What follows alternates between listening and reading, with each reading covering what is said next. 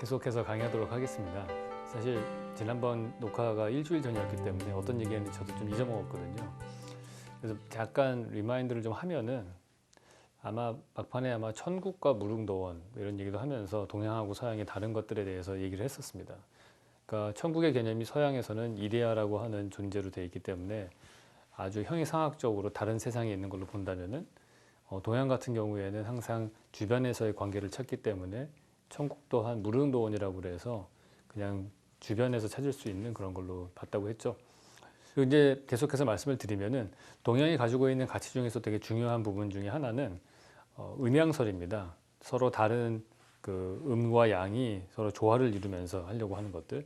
그래서 이런 얘기가 있어요. 두 개의 근원은 하나다. 그 둘은 단지 이름이 다를 뿐이다.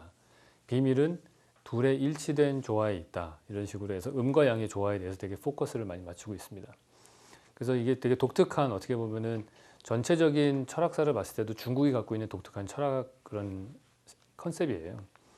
그리고 또한 갖고 있는 중요한 컨셉 중에 하나가 비움의 가치를 크게 둔다는 겁니다. 비어있는 것에 대해서 되게 중요하게 생각을 하는데, 예를 들어서 그 노자의 도덕경에 보면 이런 게 있어요. 진흙을 이겨서 질그릇을 만든다. 그러나 그 내면에 아무것도 없는 빈 부분이 있기 때문에 그릇으로서의 구실을 할 수 있는 것이다.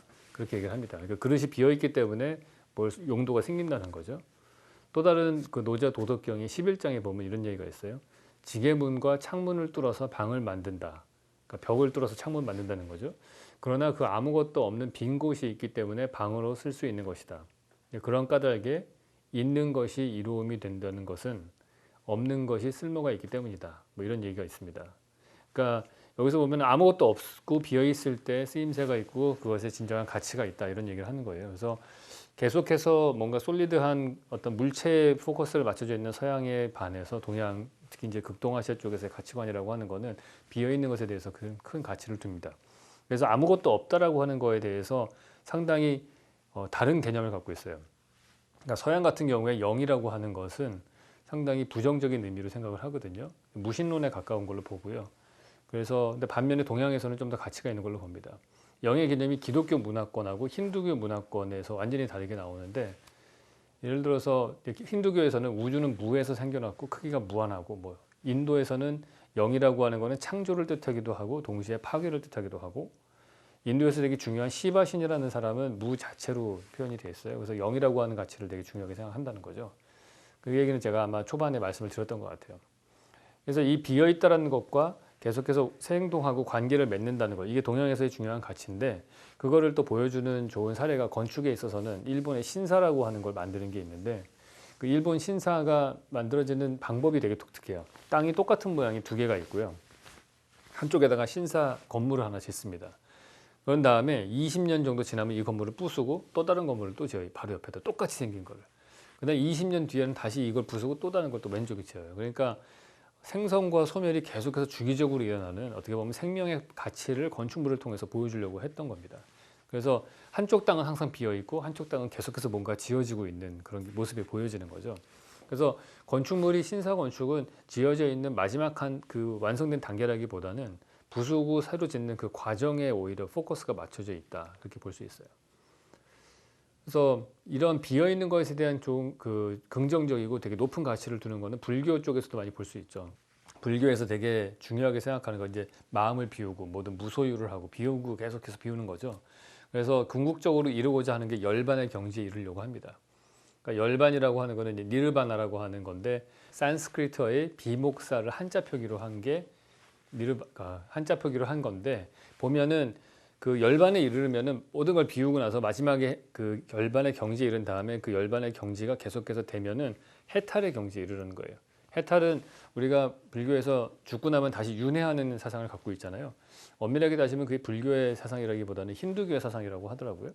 근데 계속해서 다른 걸로 태어나고 반복해서 순환을 하는데, 그게 일종의 그 순환의 고리를 끊어버릴 수 있는 게 해탈이에요. 그러니까 수레바퀴에서 빠져나오는 거죠.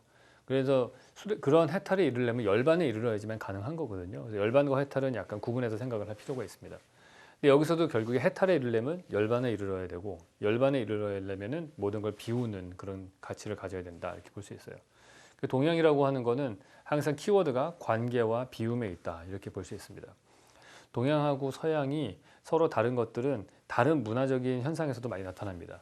그 중에서 대표적인 것들이 게임이라든지 아니면 문자 체계 이런 걸 볼 수 있어요. 왜냐하면은 게임은 뒤에 다시 설명드리겠지만은 하나의 공간을 자기만의 어떤 규칙을 만드는 일이거든요. 시공간을 만들어 놓고 그다음에 문자 체계도 역시 이 사람들이 세상을 이해하는 방식들이 그대로 반영이 된다 이렇게 볼 수 있습니다. 그래서 서양의 문자 체계인 알파벳하고 동양의 문자 체계라고 할 수 있는 한자 이걸 두 개를 비교하면은 서양의 어떤 그 절대적이고 수학을 숭배하고 뭐 이런 여러 가지 규칙들을 심어 넣으려고 했던 그런 특징들이 많이 나타나고요. 알파벳에는 최소 단위를 찾는 것들도 나타나고 한자는 상대적인 관계 이런 거에 대해서 얼마나 동양 사람들이 높은 가치를 두었는가 이런 게 나타납니다. 일단 알파벳의 기원을 보시면은 맨 처음에 이집트 문자가 있죠. 그게 조금 발달을 해서 시나이 문자가 되고 조금 발달하면 페니키아 문자가 되고 그게 발달하면 그리스식 알파벳이 되고 좀 더 발달하면 라틴 알파벳이 됩니다. 알파벳이라고 하는 것은 이제 26개의 그런 조합으로 되어 있는 거죠. 그 알파벳이 A부터 Z까지 26개가 있는데 그것들의 순서를 바꿔서 새로운 단어를 만듭니다. 사례가 있는데 예를 들어서 지금 E하고 N하고 D가 있다. 그러면 이거를 알파벳은 왼쪽에서 오른쪽으로 쓰죠. 그래서 한쪽 방향으로 계속 하나의 축을 이루어서 씁니다. 왼쪽에서 오른쪽으로 쭉 쓰고 대신에 그 알파벳의 순서를 바꿈으로 인해서 문자의 의미가 달라져요. 단어의 의미가. E를 앞에 쓰고 N을 가운데 쓰고 D를 뒤에다 쓰면 끝이라는 뜻이 되고요. D를 앞으로 꺼내오면은 D, E, N 순서로 쓰면은 than이라고 해서 동물원의 우리 이런 다른 뜻이 됩니다. 그러니까 이런 걸 만드는 사람들의 사고 방식은 최소 원자 단위가 있고 그것들을 콤비네이션의 순서를 바꿔가지고 새로운 단어를 만든다. 이런 사고 방식을 갖고 있는 거예요. 그렇기 때문에 서양 사람들은 옛날부터 그리스 시대 때부터 최소 단위 원자를 막 찾으려고 했었죠. 그래서 우리가 보면은 기원전 6세기의 탈레스는 모든 만물의 근원은 물이라고 생각을 했고 기원전 5세기에 엠페도클레스는 물, 불, 공기, 흙 이렇게 봤고요. 데모크리토스는 원자라고 생각을 했고 그래서 최소 단위가 합쳐져 가지고 세상을 구성한다 이렇게 믿었던 사람들이기 때문에 문자 체계도 26개의 최소 단위를 만들어 놓고 그거의 컨비네이션을 바꿔서 하나의 단어를 새로운 뜻을 만드는 거예요. 그랬기 때문에 사실은 어떻게 보면은 이 사람들이 계속해서 최소 단위를 찾아서 원자를 찾고 쿼크를 찾고 가는 단계로 갔고요. 또 하나는 유전공학이라고 하는 것도 사실은 이런 개념을 갖고 있었기 때문에 만들 수 있었다 볼 수 있습니다. 유전공학이라고 하는 게 결국에는 복잡한 유전자 그 코드를 갖고 있지만은 가만히 들여다 보면은 A, G, T, C 이 네 가지 염기의 순서를 바꿔가지고 새로운 세포 어떤 유전 코드를 만드는 거잖아요. 모든 생명체가 다 결국에는 네 개의 염기의 순서만 바꿔서 만든 거란 말이에요. 그러니까 그런 개념을 갖고 있었다고 생물을 그렇게 이해했던 거는 26개 알파벳으로 단어를 만들었던 사람들이 충분히 가질 만한 사고방식이다. 그렇게 볼 수 있습니다. 그래서 보면은 근데 반면에 동양이라고 하는 것들은 좀 독특해요. 나무 목자하고 한일자 두 개의 단어가 있는데 이거를 새로운 단어를 만드는 방식이 두 개를 합칠 때 이 한일자를 나무 목자의 밑에다가 갖고 오게 되면 근본 본자가 됩니다. 근데 얘를 만약에 위로 올리면 아니다라는 뜻이 돼요. 근데 재밌는 거는 이 나무 목자 가로축하고 이 한일자하고 가로 길이가 한일자가 짧으면은 아니다라는 뜻이 되는데 더 길어지면 끝말자가 됩니다. 그러니까 상대적인 위치와 상대적인 길이에 의해서 이 문자의 의미가 달라지는 거예요. 그러니까 이 사람들은 그 관계를 되게 중요시하게 생각한다는 게 이 문자 체계에서도 보입니다. 그래서 이 두 가지의 특징들을 보면은 일단 알파벳은 왼쪽에서 오른쪽으로 하나의 축 방향으로 쭉 발전을 합니다. 그래서 서양의 어떤 건축들을 보시면은 한 방향성을 가지고서 이렇게 계속해서 나가는 좌우 대칭의 구조를 띠는 것들이 많습니다. 사진이 있을 텐데, 네, 이것도 보시면은 한 방향의 축이 있죠. 그러고 나서 평면상으로 보면 뒤에 건물이 있고 광장이 있고 계속해서 이렇게 좌우 대칭의 구조를 띠면서 한 방향성을 가지게 돼 있어요. 그게 알파벳에 증식되는 구조하고 되게 비슷하다고 볼 수 있는 거죠. 근데 반면에 동양 같은 경우에는 계속 상대적인 관계로 컨비네이션을 만들어가는 거기 때문에 일정 방향성이 없고 사방으로 증축이 됩니다. 우리 경복궁의 평면도를 한번 보시거나 우리나라 뭐 99칸짜리 집 이런 걸 보시면은 특별하게 기하학적 패턴이 안 보이고 막 중구난방으로 사방으로 퍼져나가죠. 근데 그게 사실은 중구난방 같지만은 어떤 의미가 있냐 하면은 거기에는 주변의 자연 경관과의 관계에 의해서 평면들이 결정이 난다 이렇게 볼 수 있습니다. 근데 이러한 원칙들은 게임에도 그대로 반영이 됩니다. 이제 게임이라고 하는 거가 그 시대의 문화를 반영하는데 그럴 수밖에 없죠. 그러니까 게임이라고 하는 거는 호모 루덴스라는 책에 보면은 특징이 나옵니다. 몇 가지 네 가지가 정도 특징이 있는데 그 중에 하나가 뭐냐면은 모든 게임들은 자기만의 시공간 체계를 가지고 있다. 그러니까 자기의 세상이 있는 거예요. 바둑은 바둑판이 있고요. 체스는 체스판이 있습니다. 윷놀이 같은 경우는 윷판이 따로 있죠. 그리고 또 하나는 규칙이 그 안에 항상 있어요. 게임의 룰을 만듭니다. 그렇기 때문에 시공간을 만들고 룰을 만들어요. 그게 결국엔 세상이거든요. 그러니까 이 사람들은 게임을 한다는 것 자체는 하나의 세상, 독립된 세상을 창조한다고 볼 수 있는데 그렇기 때문에 이 게임을 만드는 사람의 머리를 보면은 머릿속을 들여다보면은 이 사람이 세상을 도대체 어떻게 바라보고 있는가 그것들이 엿보입니다. 일단 동양의 대표적인 게임은 바둑이고요. 서양의 대표적인 게임은 체스입니다. 근데 체스의 그 기원을 살펴보면은 맨 처음에는 인도에서 발생을 했습니다. 그래서 차투랑가라고 하는 게임인데 이 6세기경에 페르시아로 옮겨집니다. 그리고 난 다음에 7세기경에 아라비아로 넘어가고 그리고 나서 이제 전쟁을 유럽하고 하면서 이제 유럽으로 넘어가게 됩니다. 근데 기본적으로 이 체스라고 하는 게임은 인도에서 최초에 만들어질 때 유목민족들끼리 전쟁하는 그런 거를 상징한 거예요. 차투랑가가 서쪽으로 가면 체스가 되고요. 그게 동쪽으로 가면 장기가 되거든요. 우리가 두는 장기를 보시면은 코끼리상 있고 차 있고 수레차 있고 대포 있고 말도 있고 앞에 병사들이 이렇게 있죠. 그러니까 딱 이 두 나라, 한 나라하고 초나라가 전쟁하는 모습을 상징으로 하는 거예요. 대포 쏘고 막 수레 갖고 오고 이런 마차로 전쟁하는 그런 모습인 거죠.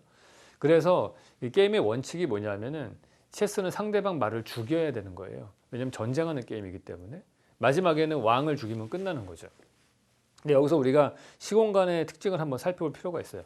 체스라고 하는 거의 시공간은 16개의 말이 있습니다. 근데 그것들이 8칸 곱하기 8칸이라고 하는 이런 공간 안에서 배치가 되어 있어요. 거기에서 각각의 말들은 일정한 패턴을 가지고 움직여요. 뭐 퀸이 사실 제일 좋고요. 뭐 나이트는 그 우리가 하는 장기의 말하고 똑같습니다. 앞으로 한 칸 가고 왼쪽이나 오른쪽으로 45도 각도로 움직이고 뭐 이런 것들이 뭐 쫄은 앞으로 가는데 뭐 뒤로 못 가고 여기서 그 체스 같은 경우에는 뭐 이런 여러 가지 뭐 비숍은 대각선으로만 움직인다든지 이런 게 있습니다. 그게 딱 정해져 있어요. 그리고 또 하나의 특징은 체스 말들이 그리드를 치고 나면은 격자형의 가운데 공간 안에 들어가 있어요. 근데 바둑은 이 인터섹션이라고 할 수 있는 크로스로 된 격자형의 중간 교차점에 바둑돌이 놓여집니다. 그런 것들을 다른 걸 알 수가 있어요. 그래서 공간적으로 봤을 때 이 서양은 항상 이 체스에서도 보면 상대방을 압도하고 이겨야 되는 게임이라면 건축도 마찬가지로 건축물이 주변을 압도하는 그런 건축물이 많습니다. 그래서 뭐 밀라노 대성당이라든지 이런 것들을 보시면 주변을 완전히 앞에 서 있으면 주눅드는 그런 공간이 있죠. 근데 동양 건축은 바둑하고 되게 비슷해요. 바둑은 기본적으로 어떻게 보면은 그 농경 사회의 땅을 일구면서 자기의 영역을 확보해 나가는 그런 것들을 상징적으로 나타낸 그런 게임이다. 이렇게 보시면 됩니다. 그래서 가장 큰 특징이라고 한다면은 체스는 말의 위기가 있죠. 각각의 특징적인 패턴들도 있고 각각의 말의 종류마다. 근데 바둑은 흰 돌, 검은 돌 딱 이거밖에 없어요. 이 바둑의 가장 특징적인 거가 위계가 하나도 없다는 거거든요. 근데 이 바둑돌의 위계는 어디서 정해지냐면은 상대적인 관계에 의해서 정해져요. 하얀색 바둑돌을 까만색 바둑돌이 둘러싸게 되면은 얘는 없어져야 되는 거야. 그러니까 사라지게 되는 거죠. 근데 여기서 또 중요한 사실은 바둑이라고 하는 게임은 상대방 돌을 많이 갖고 오는 게 이기는 게 아니고 빈 공간을 많이 만드는 게 이기는 겁니다. 그래서 이 바둑돌은 저 어렸을 적에 맨날 그 형이랑 바둑 두면 게임의 룰을 잘 몰라서 무조건 상대방 말을 많이 먹는 게 이기는 건 줄 알았더니 나중에 봤더니 이 계산하는 방법이 다르더라고요. 그 빈 공간을 많이 만든 집을 많이 만든 사람이 이기는 거예요. 그러니까 비어 있는 공간에 큰 가치를 두는 동양의 사고 방식이 이 게임에도 그대로 드러난다고 볼 수 있습니다. 여기서 만들어지는 이 패턴들은 여러 가지로 해석이 가능해요. 우리가 만약에 까만색 돌을 건축에서 쓰이는 담장이나 뭐 기둥이나 뭐 이런 건축 요소고 하얀색 돌의 영역이 자연이라고 본다면은 그게 마치 우리가 산속에 지어져 있는 절의 패턴 같이 서로 이렇게 막 주고받으면서 이렇게 위치를 바꾸면서 증식해 나가는 그런 모습을 볼 수 있습니다. 그러니까 마치 뭐 뒤에 나오는데 이제 카츠라 빌라 같은 평면도랑 되게 비슷해요. 그러니까 체스 같은 경우에는 이 말들이 계속해서 규칙적으로 움직이잖아요. 일정 패턴을 띠고서 그 건축적으로 봤을 때도 서양 건축은요 일정 룰을 계속 만들어요. 어느 시대를 대표하는 그런 양식들이 있습니다. 뭐 도릭 양식, 이오니아 양식, 콜린트 양식 이런 것들이 있기도 하고 뭐 플라잉 버트레스 뭐 이런 것들이 만들어지기도 하고 네, 이런 것들이 계속해서 이런 양식들을 만들어가고 이 양식들이 반복돼서 나오면서 그게 그 서양 건축을 규정을 합니다. 그런데 체스 말들이 왜 기하학적으로 계속 패턴이 움직이잖아요. 그런 패턴들이 이거는 무슨 성당이냐면은 그 피렌체에 있는 성당이거든요. 성당의 도면인데 그걸 분석을 한 거예요. 기하학적으로 이렇게 됐을 것이다. 마치 체스 말들이 막 패턴들이 오버랩되어 있는 것처럼 보입니다. 그러니까 어떻게든 기하학적인 것들을 규칙을 넣어서 공간을 만들려고 하는 그런 패턴들이 좀 보여요. 근데 반면에 동양은 그런 게 거의 없습니다. 바둑은 패턴이 전혀 없고요. 모든 바둑판이 다 다르다고 얘기를 하죠. 거기다가 동양 건축의 가장 큰 특징 중에 하나가 양식이 없습니다. 그냥 기둥 4개 세우고 지붕 얻는 게 그게 끝이에요. 그게 한 번도 바뀐 적이 없습니다. 예전에 몇천 년 전에 만들어졌던 그 기둥 4개 그 위에 지붕 얻는 그런 양식들이 사실 수천 년 동안 계속 반복해서 나와요. 그 마치 레고 블록이랑 비슷하다 이렇게 볼 수 있을 것 같아요. 그러니까 레고라고 하는 그런 장난감을 보시면 레고 블록 기본 모듈 그거를 계속해서 모양은 다르게 만들잖아요. 그래서 그 패턴들이 계속 바뀌지 않아요. 이게 전형적으로 동양의 건축과 서양의 건축의 공간을 보여주는 특징입니다. 상당히 중요한 다이어그램이에요. 보시는 것처럼 격자 무늬가 있는데 그 안쪽을 점유하고 있죠. 이게 내부와 외부가 명확하게 구분이 난 그런 공간 체계를 보여줍니다. 그래서 일반적으로 우리가 건축 도면에서 선은 벽을 뜻하거든요. 그러니까 벽 중심의 건축이다 이렇게 볼 수 있고요. 바둑돌 놓는 것처럼 이게 4개의 코너에 기둥들을 세우게 되면은 이게 하나의 공간이 되는데 여기 지붕이 놓여지겠죠. 근데 이 공간은 내부와 외부가 되게 명확하게 구분되지는 않습니다. 기둥하고 기둥 사이가 비어 있기 때문에. 그래서 보시는 것처럼 경계가 모호한 그러한 공간 체계가 나와요. 이게 서양의 공간과 동양의 공간의 가장 큰 차이점입니다. 그것들이 앞으로 제가 설명을 드릴 때 비교해서 계속 말씀을 드리도록 하겠습니다. 근데 이 동양과 서양이 공간을 생각하는 그 개념들은 단어만 보더라도 알 수 있어요. 스페이스라고 하는 단어를 우리는 영어로 공간이라고 얘기를 하죠. 그 다음에 우리 동양에서는 공간 이렇게 표현합니다. 빌공자에다 사이간자를 써요. 이게 세상을 바라보는 시각의 차이입니다. 스페이스라고 하는 단어는 유니버스하고 같은 뜻이에요.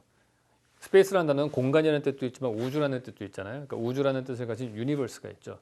유니버스라고 하는 것을 가진 뜻을 가진 다른 단어는 코스모스가 있습니다. 근데 코스모스의 반대말은 케이오스예요. 불규칙하고 질서가 없는 거죠. 그래서 다시 얘기하면은 이거를 그 표를 쫙 보면은 공간이라고 하는 거는 규칙이 있는 걸 말하는 거예요. 그러니까 케이오스의 반대가 스페이스가 되는 거거든요. 그래서 공간이라고 하는 거는 규칙을 갖고 있는, 그것도 기하학적인 규칙을 갖고 있는 무엇이라고 생각을 하죠. 반면에 동양에서는 비어있는 공간, 비어있는 것들의 사이간, 뭐하고 뭐의 사이죠. 관계를 뜻하는 단어입니다. 사이간자라고 하는 것은. 그러니까 이 단어만 보더라도 비움이라고 하는 것과 관계라고 하는 것이 공간을 이해하는 키워드라는 걸 알 수가 있습니다.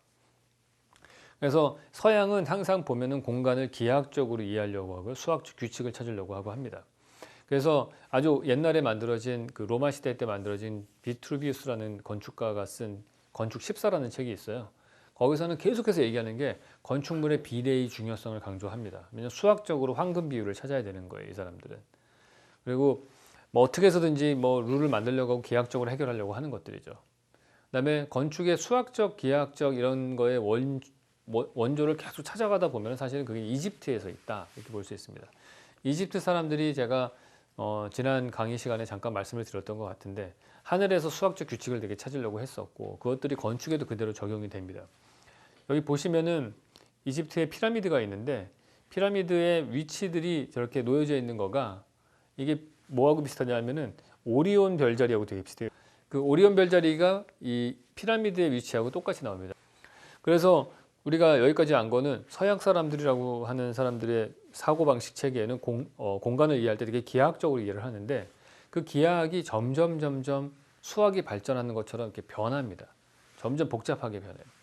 우리가 서양 건축에서 되게 의미 있는 최초의 건축물로 뭘 보고 있냐면은 판테온이라는 건축물을 보거든요.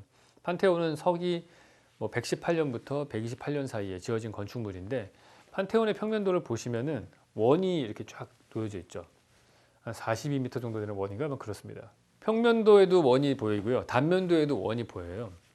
근데 이게 되게 재밌는 게 원을 되게 이 사람들 되게 중요하게 생각을 하는 것 같아요. 서양 사람들은. 그 원조를 따라가다 보면 뭐가 나오냐면은 기원전 8500년경에 만들어진 괴베클리 테페라고 하는 유적이 있습니다. 아마 제가 1강에서 잠깐 보여드렸던 것 같은데 그게 이렇게 동그란 원으로 평면도가 돼 있어요. 거기도 원이 나옵니다. 근데 왜 이 사람 도대체 고대 문명들도 그렇고 왜 이렇게 원에 집착을 하는가? 원은 되게 상당히 디바인, 그러니까 신적이고 숭고한 그런 도형으로 생각을 했어요. 근데 거기에 보면은 여러 가지 원리들이 있는 이 배경들을 설명을 하는데 혹자는 그렇게도 얘기합니다. 원이라고 하는 게 수학에서 도형을 정의를 할 때 가장 단순한 정의래요. 제가 지난번에 한번 말씀드렸던 것 같은데 원은 점의 한 점에서 같은 거리를 가진 점들을 연결한 선이 원이거든요. 그러니까 원의 한 점과 반지름만 있으면 원을 규정할 수가 있어요. 삼각형은 점 3개가 있어야 되고 그러니까 가장 심플한 도형이 원이에요. 근데 그거 말고도 우리가 더 생각해 보면은 우리가 최초의 공간이라고 하는 걸 느낄 때 모닥불을 피우면 원이 또 만들어지잖아요. 불에서 같은 거리를, 그러니까 적당한 거리를 떼야지 뜨겁지도 않고 덥지도 않을 테니까 적당하게 사람이 모이다 보면 원이 만들어지거든요. 그것도 원이죠. 해하고 달도 동그란 모양이에요. 그래서 원이라고 하는 거는 모든 문화권에 다 나타납니다. 그래서 우리나라의 전통 춤 중에서 강강술래라고 있는데 강강술래도 보면은 동그란 모양으로 원을 그리면서 춤을 추죠. 그것도 보름달 밑에서. 그리고 뭐 아메리카 인디언들도 보면은 모닥불 펴놓고 뺑뺑 돌면서 춤추죠. 뭐 어디든 다 동그랗게 춤추는 게 다 있어요. 모든 문화권에. 그 정도로 원은 가장 기본적인 도형이거든요. 그래서 최초에 우리가 그런 괴베클리 테페 같은 걸 지을 때도 원을 썼고 마찬가지로 만신전이라고 불리는 모든 신을 위한 신전이라고 하는 판테온이라고 하는 건축물을 지을 때에도 가장 기본적인 원을 씁니다. 그리고 이게 기하학이 점점 발달을 해요. 복잡해집니다. 시대가 바뀔수록. 한 300년 정도 지나가지고 하기야 소피아라고 하는 성당이 만들어지거든요. 이 하기야 소피아의 특징을 한번 볼게요. 판테온하고 한번 비교를 해보시면은 판테온은 원 동그란 거 하나 있었잖아요. 근데 얘는 보면은 평면도에 원이 3개가 보입니다. 이렇게. 그리고 여기서 조금 더 사이즈가 작은 크기의 원이 나오죠. 근데 이 비율이 이게 3이라는 숫자죠. 그다음에 단면도 한번 다시 한번 보여주세요. 단면도 상에도 보면 이렇게 원이 그려지고요. 그 위에 이제 실제로 원이 하나가 그 구가 하나 올라가 있는 거예요. 도움 건축이. 평면도 다시 보시면은 이 큰 A하고 작은 A, 큰 원하고 작은 원의 비율이 한 3대 1 정도가 됩니다. 그러니까 이게 항상 1이라는 숫자와 3이라는 숫자가 반복돼서 이 하기야 소피아에서 나와요. 이게 서양 문화권에서 되게 중요한 숫자죠. 유일신을 나타내는 1이 있고요. 3은 삼위일체를 나타내는 3이에요. 그 되게 중요한 숫자인 거예요. 5라는 숫자도 되게 홀리한 숫자고요. 7도 되게 홀리한 숫자입니다. 그래서 5하고 7을 합치면 12예요. 12사도가 나오는 거예요. 7이라는 숫자가 홀리하기 때문에 그 신약에 나오는 7촛대, 7교회 이런 게 나옵니다. 그래서 13이라는 숫자는 되게 안 좋은 숫자죠. 왜냐하면 합쳐가지고 안 나오는 숫자이기 때문에.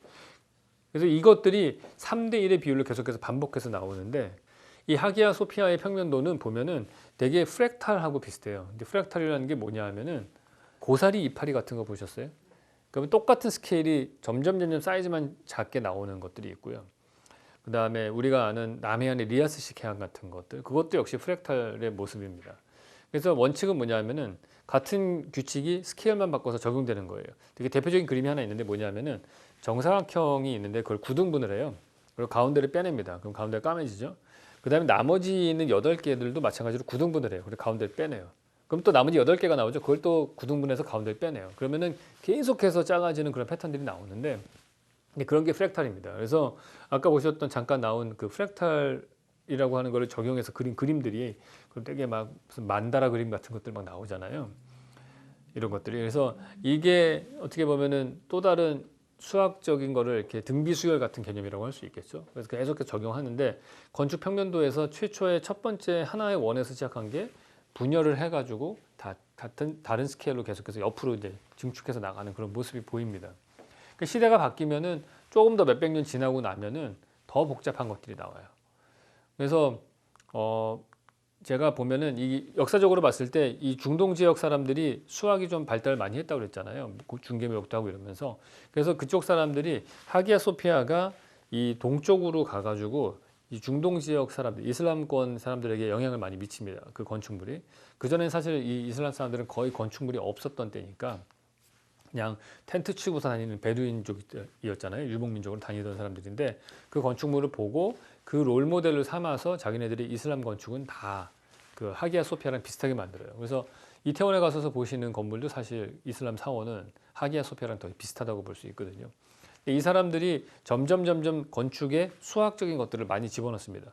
특히나 이슬람 사람들은 어떤 형상을 만들면 그게 되게 우상숭배가 되기 때문에 안 만들고 수학적 패턴이라든지 아니면 글자로만 모든 데코레이션을 하거든요. 그래서 점점 발달을 해요. 근데 이슬람 사람들이 어떤 일이 있었냐면은 유럽이 이슬람이 한참 융성할 때 유럽은 딱 그렇게 별 볼 일 없었던 적이 있었거든요. 그러다가 스페인 지역을 이 사람들이 침공을 해요. 이슬람 사람들이 그 이베리아 반도 쪽을. 그런 다음에 이쪽 스페인 쪽에서 이슬람의 영향, 그 수학적이고 패턴이 보이는 그런 것들을 아라베스크 문양 같은 것들을 넘겨서 건물을 짓습니다. 그게 여러분들이 한 번은 보셨을 텐데 아람브라 궁전이라고 있어요. 아까 사진이 하나 있었는데 그 아람브라 궁전이 대표적으로 이런 것들 보시면은 되게 프랙탈적인 그런 디자인들이 나오죠. 이게 어떻게 보면 이슬람의 영향을 받았기 때문에 아라베스크 문양 같은 것도 여기 보이고 그러거든요. 그래서 이런 것들이 지어지고 점점 더 수학적인 것들이 강화가 돼요. 그래서 이 르네상스가 사실은 갑자기 수학이 강해진 것도 이슬람의 수학을 잘하선 그런 학자들이 동로마 제국이 망하고서 유럽으로 본토로 넘어오면서 그 당시에 이제 중세가 끝나죠. 흑사병이 돌면서 아주 완고했던 종교 권력들이 무너지고 요즘에는 똑같죠. 모여서 예배드릴 수 없으니까 다 와해가 됐어요. 그러고 나서 르네상스가 시작이 되면서 수학적인 배경을 가진 학자들이 오면서 갈릴레오도 나오고 또 한 번 이 많은 수학의 베이스를 둔 건축적인 발전이 일어나게 됩니다. 그거에 대해서는 다음번 사례를 통해서 더 얘기해 보도록 하겠습니다.